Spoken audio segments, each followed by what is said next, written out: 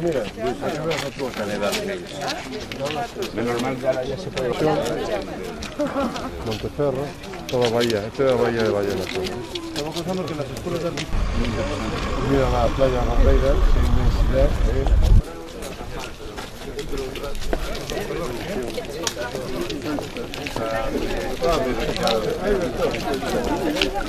Muy bien, allí yo ayer la apostaba aquella.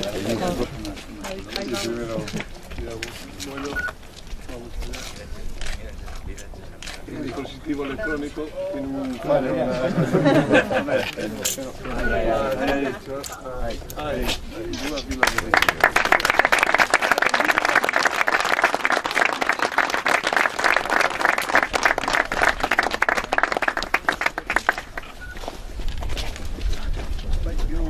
Quiero agradecer ao município e à Câmara de Baiona esta distinção que nos faz com a atribuição do nome de Vila do Bispo a uma rua de Baiona.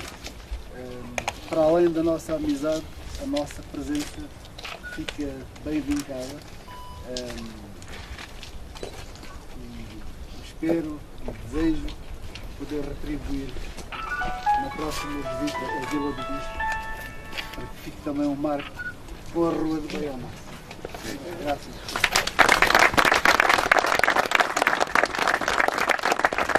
Agradecer a todos os presentes que están en plena forma, supervivientes, algún quedou por o camiño, pero chegará. Nesta zona que é unha zona de crecimiento de Baiona, unha zona residencial, temos reunido a tres dos povos irmáns, Vila do Bispo, a Fornic e Rafael Freire. Continuar con esa labor de hermanamento entre instituciones sociales. E desde logo, cando veñan alguén do Algarve, ten que estar, hai que avisar que está en plena forma.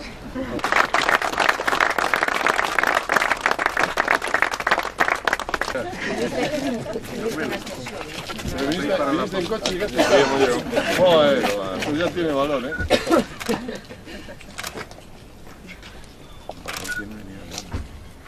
Yo vivo en la calle Palos de la Frontera, para que lo sepa. Y Sergio... En la calle Bayona la Real. A ver tú, Carmelo, te vas a tener que... Yo vivo en la calle Olivillo. Cambia el nombre rápidamente y ya está.